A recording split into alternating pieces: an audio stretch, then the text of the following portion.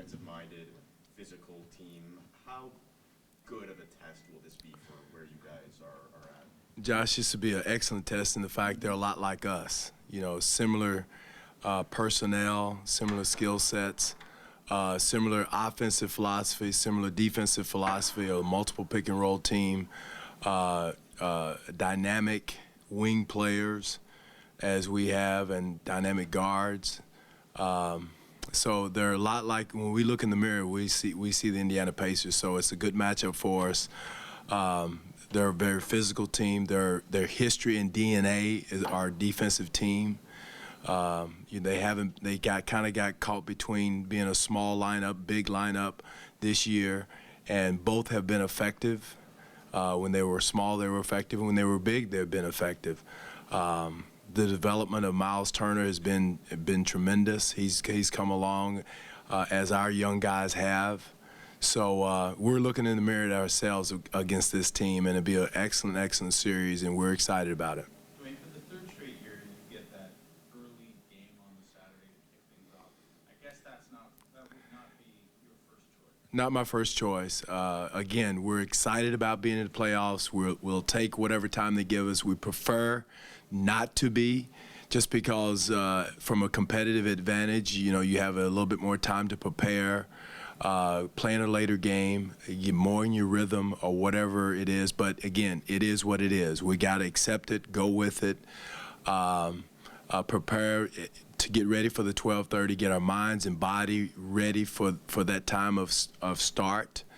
And we will, and we have.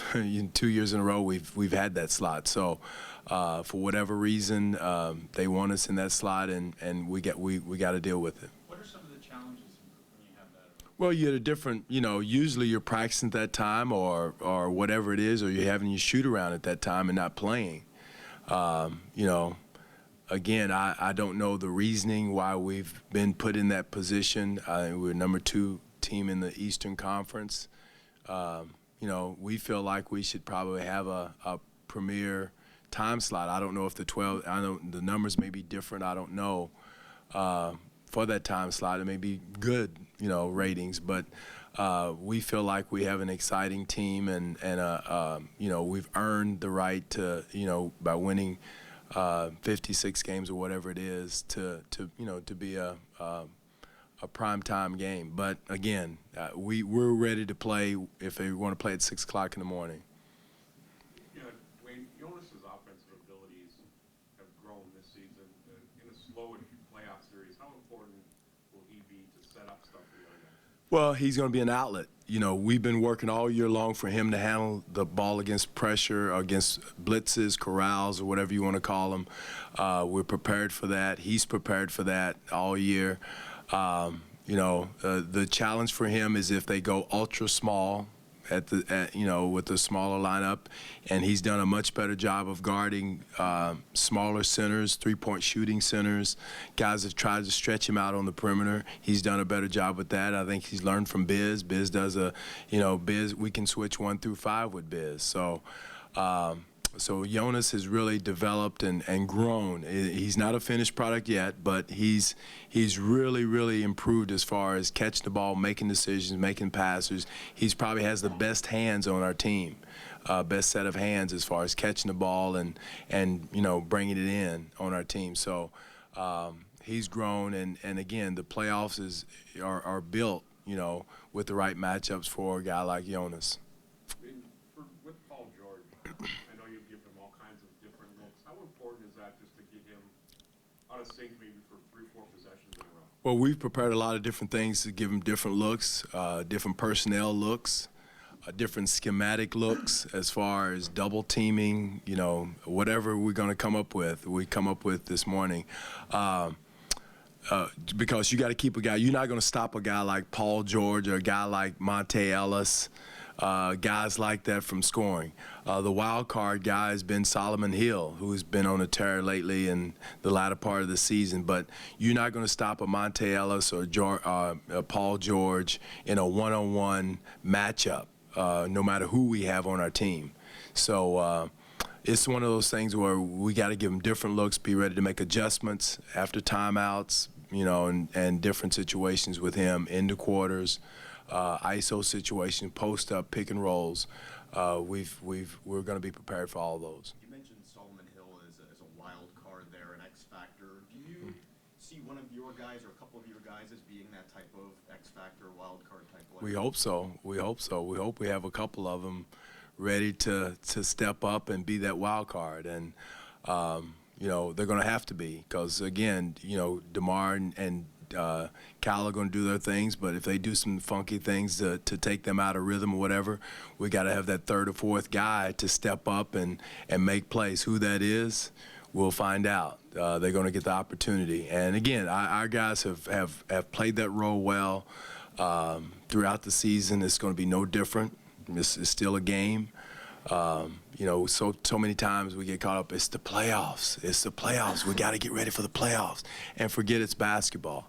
And I look at our game last night, the young kids, it's the same thing. They came in the game last night, they were so tight that they didn't score till I don't know what it was on the clock. And then once they relaxed and started playing, they started playing. So, the playoffs, it's a series of games that we've played the entire year. Is knowing whether or not any back-to-backs change or affect the amount of minutes you're allowed to play DeMar? Damari, hopefully his minutes can get extended. Excuse me. But, his body will tell him exactly how many minutes, and the medical people will let us know how many minutes he can play.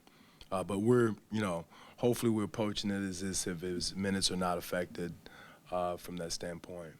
Do you have an idea of how many guys you can have? Because now you have kind of more options than you've had in the past. How many guys you can have in a rotation? Yeah, we've got a plethora of how you like that word, Cahal? Okay, good, all right.